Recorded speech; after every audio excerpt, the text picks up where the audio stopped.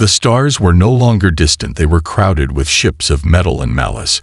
As the Galactic Coalition moved toward the Sol system, in formation, their confidence absolute, their weapons humming with the expectation of an easy final strike. Earth, they believed, was dead or dying, a forgotten relic of a species too volatile to be trusted, too primitive to be feared. Yet there was something wrong in the silence that met them. No transmissions, no desperate calls for mercy, no military posturing, just a cold and heavy quiet that sat across every screen like a warning waiting to be read. Earth had not answered the last diplomatic summons, not after the embargoes, not after the planetary sanctions, and especially not after the orbital bombardment of Luna Station 90 years ago, when 20 million civilians were lost in a single minute. Humanity had gone dark. After that, retreating behind their broken satellites, their gutted outposts, and their ruined alliances, the Coalition assumed they had given up. But what they did not see, what they refused to understand, was that humanity had not stopped fighting, they had simply stopped talking. Within the blackened hulls of ancient warships left to drift beyond Pluto, humanity had been building, reshaping, reforging their fleet with stolen tech, with experimental cores, with weapons that had no right to exist by the logic of civilized species. They had torn down their old treaties and replaced them with doctrines of survival, of efficiency, of vengeance. The Terran Defense Authority, reborn in shadow, had learned one lesson above all: never again would they beg, never again would they ask, never again would they warn. The Coalition arrived in waves, ships larger than cities, painted with the colors of dozens of species, each carrying enough firepower to level continents. They moved slowly, arrogantly, scanning the system with broad passage sweeps, looking for resistance, and finding none. They took this as confirmation that Earth had truly fallen. They laughed in their command decks, drank to their own victory. Before the first shot was even fired, they forgot what humans were capable of when left alone for too long. At the edge of the system, near the remains of the Kuiper Belt, something stirred. It was not a fleet, not a signal, not even a weapon at first glance, just a slight irregularity in the orbit of several large icy bodies, unnoticed by most until it was too late, because hidden within those frozen giants were the first of the Sentinel's unmanned defense platforms, laced with smart matter explosives, guided by long-range magnetogravimetric sensors, which activated the moment the Coalition's lead ship crossed the invisible line Earth had drawn long ago, a line they had buried in silence, not treaties. The explosion did not come with sound, only light bright enough to be mistaken for a new sun, and then came the fragmentation waves slicing through hulls and shielding, cutting deep into the pride of the Coalition, leaving behind twisted metal and corpses drifting in the cold. Still Earth did not speak, no threats, no ultimatums, no demands. There was only the silence, and the watching, and the knowing. The Coalition began to recalculate, but it was already too late. Long before the Coalition crossed into the Sol system, long before the first orbital mines tore open their pride, humanity had begun its withdrawal, not out of fear, but out of understanding, because they had seen this moment coming, not through prophecy, but through pattern and history and pain. They knew that diplomacy would fail, that peace would not hold, and that the stars would one day turn cold toward the species that had fought too hard, burned too bright, and survived too much. And so humanity had retreated from the stage, not in surrender but in preparation. Mars had gone quiet first, not because it had fallen, but because it had been sealed. The tunnels beneath the red dust, filled with machines, the old cities gutted and repurposed for defense algorithms written not by programmers, but by tacticians who had lost everything on Luna. Then the belt colonies went dark, one by one, no signals, no trade, no warnings, only silence, behind which fleets were hidden inside hollowed-out asteroids camouflaged by debris fields and ghost signatures calibrated to mimic solar radiation drift. Earth itself had become a fortress, but not one of walls and towers. It was a fortress of shadows, where every piece of ancient infrastructure had a hidden purpose, every weather satellite, a relay, every geothermal tap, a power feed to systems buried miles beneath the crust, where the War Council gathered in silence, where no light touched the stone walls, where the old bloodlines whispered codes that had not been spoken aloud in 100 years, and watched simulations of the Coalition's approach in real time, with no panic, no hesitation, only certainty. In orbit above the planet, the remnants of the once proud Terran Defense Fleet floated aimlessly wrecked hulls, scarred by plasma fire visible from telescopes across the system. This was not weakness, this was theater, because deep within those drifting corpses were living cores, automated command centers, black site AI subroutines watching mapping, waiting for the Coalition to take the bait and descend upon Earth as if it were a helpless world cracked open by history, when in truth it was the most dangerous place in the galaxy. When the Coalition reached Neptune, they found nothing. When they reached Uranus, the silence deepened, and still they pushed forward, emboldened by arrogance and numbers, ignoring the unease that crept into their command rooms as small inconsistencies appeared in their data echoes that should not be there, cold readings that pulsed like heartbeats from moons thought long dead. And then as they passed Saturn, their scanners picked up a burst of signal, encoded in a dead human dialect. Ancient Terran military speak a single repeating phrase, relayed through a dozen old satellites: attack once more and be annihilated. Some of the captains hesitated, that others laughed. They saw no threat, no fleet, no resistance, and so they pressed on, convinced it was a bluff, a ghost transmission from a civilization too shattered to stand. But they did not understand what Earth had become. They did not understand what silence meant to a species born in noise and raised in war. They did not understand that beneath every crater, every storm, every ocean, something had been waiting, not for rescue, not for forgiveness, but for this exact moment. And in that moment, the trap began to close. They called it the graveyard of giants long ago, when the last human scout ships had vanished among the ice and the metal beyond Pluto, when the stars began to turn away from Earth, and the Coalition first whispered of containment and later of cleansing, but they never understood what the humans had done in the outer dark, where light barely touched and no comm signals echoed. They had buried weapons in the silence. They had shaped the void into a warning, but no one had listened. Now the Coalition's vanguard pierced the Kuiper belt in perfect formation, layered in shields bristling with weapons, their hulls glowing with reactor warmth, as if daring the vacuum to reach them. Their captains called it a show of force, a message to the scattered remnants of a species that had been too proud to die quietly. They did not see the patterns in the drift.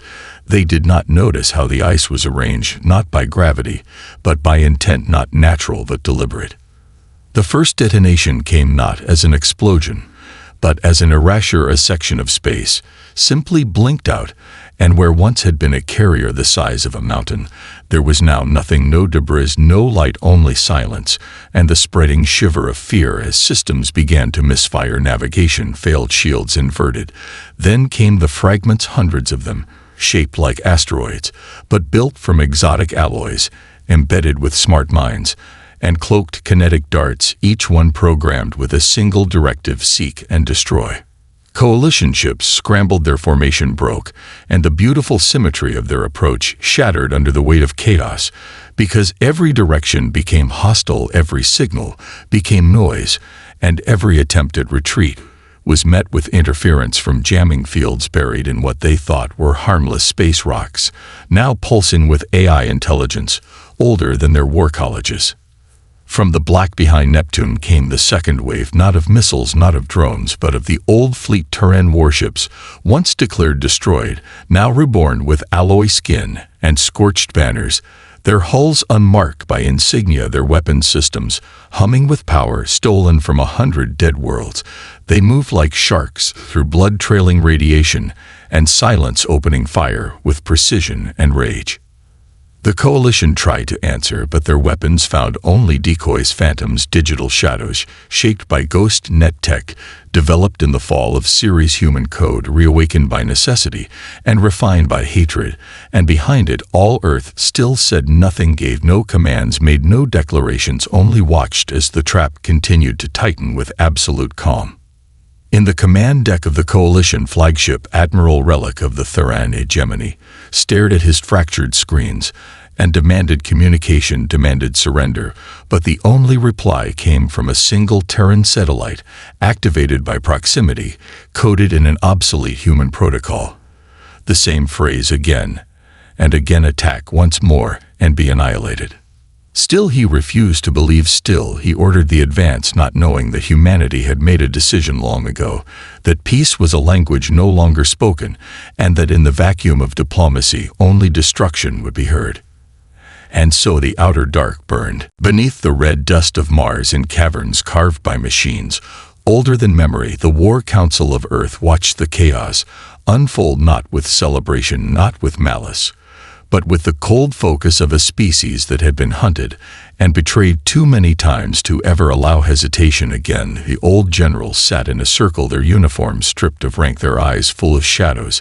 Some had fought on Europa, some had survived the burning of Titan, all of them had buried entire cities under glass, and they knew this moment had always been coming.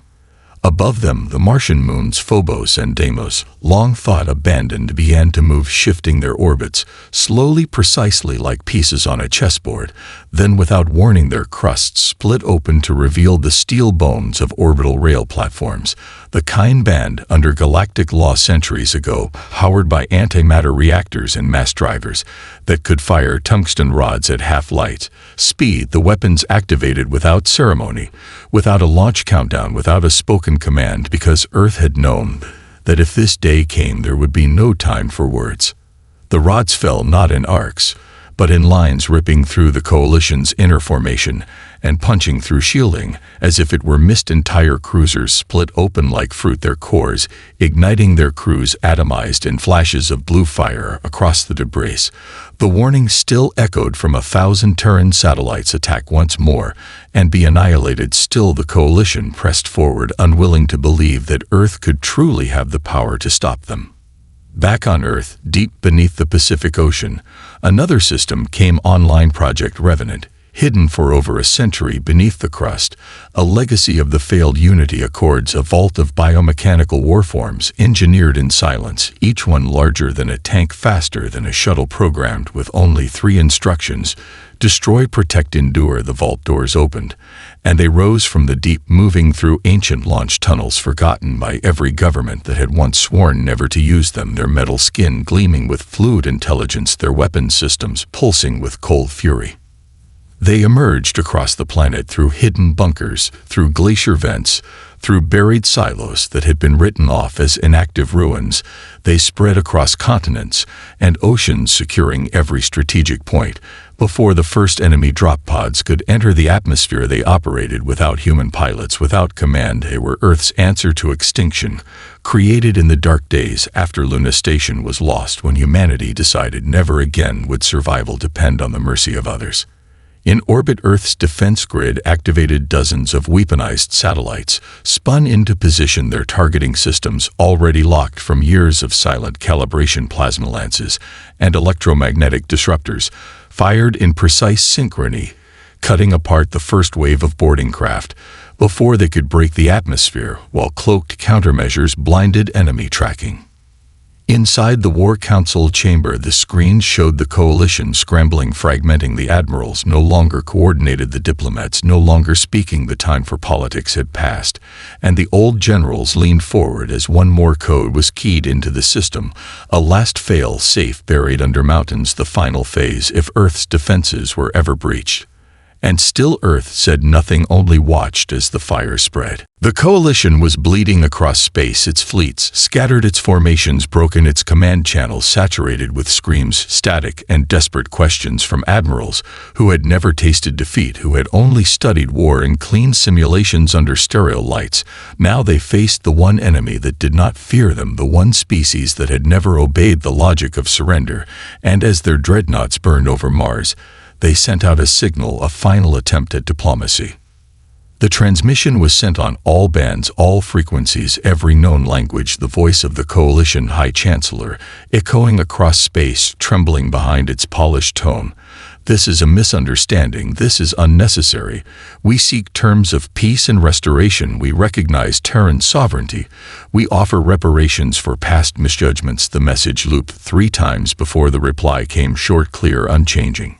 It was not a voice, it was a signal burst encoded with an old Terran encryption only recently reactivated, and its message came through in perfect clarity. It said, attack once more and be annihilated. and then silence followed, deeper than before, heavier, as if the stars themselves were holding their breath. On the edge of Venusian orbit, Coalition reinforcements began to arrive, ships that had not yet seen the carnage behind them, unaware of the scale of destruction.